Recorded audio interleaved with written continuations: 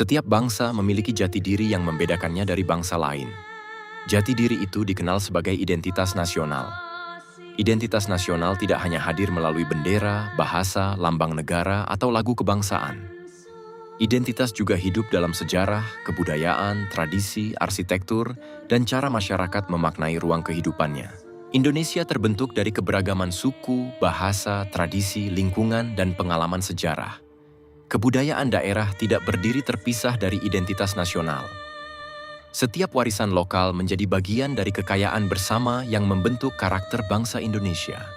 Salah satu warisan tersebut dapat ditemukan di Yogyakarta, sebuah kota yang tata ruangnya dibentuk oleh sejarah, filosofi, dan pandangan hidup masyarakat Jawa. Di balik jalan, bangunan, alun-alun, pasar, masjid, dan kompleks keratonnya, terdapat sebuah susunan ruang yang menghubungkan manusia, alam, kekuasaan, dan Sang Pencipta. Susunan tersebut dikenal sebagai Sumbu Filosofi Yogyakarta, sebuah bentuk arsitektur dan tata kota yang menyimpan perjalanan kehidupan manusia. Kota Yogyakarta didirikan pada tahun 1756 oleh Pangeran Mangkubumi, yang kemudian bergelar Sultan Hamengkubuwono I. Dalam membangun pusat Kesultanan Ngayogyakarta Hadiningrat, Sultan tidak hanya mendirikan tempat pemerintahan. Keraton ditempatkan di antara Gunung Merapi di utara dan Laut Selatan di selatan. Penempatan ini menunjukkan bahwa Yogyakarta dibangun dengan memperhatikan hubungan antara alam, manusia, kekuasaan, dan nilai spiritual. Hubungan antara Gunung Merapi, Keraton Yogyakarta, dan Laut Selatan dikenal sebagai sumbu imajiner. Hubungan ini bersifat simbolis dan kosmologis. Gunung merepresentasikan ketenangan, ketinggian, dan kesakralan. Dataran Yogyakarta menjadi tempat berlangsungnya kehidupan manusia, sementara laut menggambarkan akhir dari aliran berbagai unsur kehidupan. Ketiganya membentuk gambaran mengenai keseimbangan alam semesta. Sumbu imajiner berbeda dengan sumbu filosofi. Sumbu filosofi dapat dikenali secara nyata melalui struktur kota Yogyakarta. Sumbu ini membentang dari Panggung Krapyak di selatan, melewati Keraton Yogyakarta, hingga Tugu Palputih di utara. Bangunan, jalan, gerbang, alun-alun, vegetasi, permukiman, dan ruang publik di sepanjang jalur tersebut membentuk satu kesatuan makna. Perjalanan dari Panggung Krapyak menuju keraton menggambarkan sangkan, yaitu asal kehidupan manusia. Panggung Krapyak dimaknai sebagai simbol rahim, tempat kehidupan bermula. Dari titik tersebut, manusia digambarkan mulai lahir, tumbuh, menjadi dewasa, membangun keluarga, dan memasuki kehidupan sosial. Makna perjalanan tidak hanya diwujudkan melalui bangunan. Vegetasi seperti pohon asem, tanjung, dan kantil juga menjadi simbol pertumbuhan dan perkembangan manusia.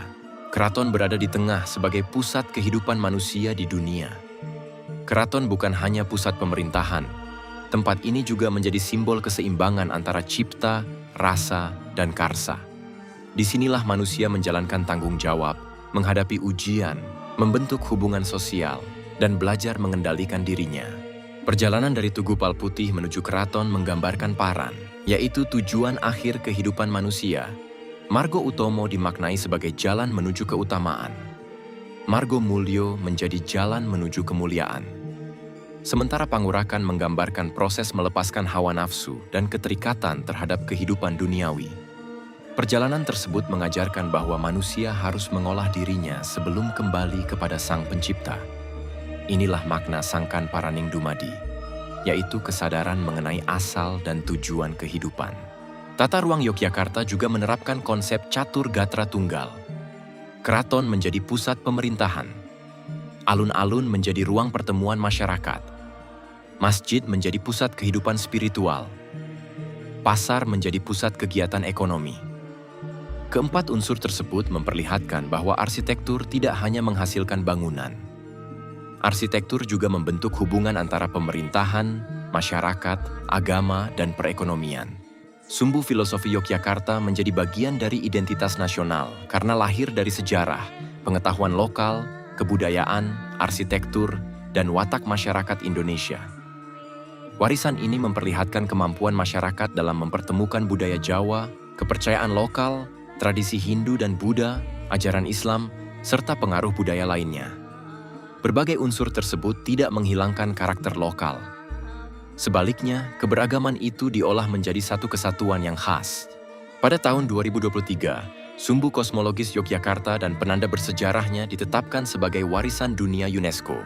Pengakuan ini menegaskan nilai penting Yogyakarta sebagai kesaksian terhadap peradaban dan kebudayaan Jawa. Namun, UNESCO bukanlah pihak yang menciptakan identitas tersebut. Nilainya telah hidup selama berabad-abad dalam ruang kota, tradisi, ritual, dan kehidupan masyarakat. UNESCO mengakui nilai universalnya. Bangsa Indonesia bertanggung jawab menjaga identitas dan makna yang dikandungnya. Pelestarian sumbu filosofi tidak cukup dilakukan dengan menjaga bangunannya. Hubungan ruang, pemandangan kota, vegetasi, tradisi, aktivitas budaya, dan kehidupan masyarakat juga harus dipertahankan. Apabila monumennya tetap berdiri tetapi hubungan dan maknanya hilang, warisan tersebut hanya akan menjadi kumpulan benda tanpa jiwa. Menjaga identitas nasional berarti memahami, menggunakan, merawat, dan mewariskannya kepada generasi berikutnya. Sumbu Filosofi Yogyakarta menunjukkan bahwa identitas nasional tidak hanya tersimpan dalam simbol kenegaraan. Identitas juga hidup dalam bangunan, jalan, tradisi, pengetahuan lokal, dan nilai yang diwariskan. Arsitektur dapat menyimpan ingatan. Ruang kota dapat membentuk karakter. Dan warisan budaya dapat menjadi cermin jati diri sebuah bangsa. Menjaga sumbu filosofi Yogyakarta berarti menjaga sejarah, kebudayaan, dan identitas Indonesia. Karena ketika sebuah bangsa kehilangan warisannya, bangsa tersebut juga kehilangan bagian dari ingatannya tentang siapa dirinya.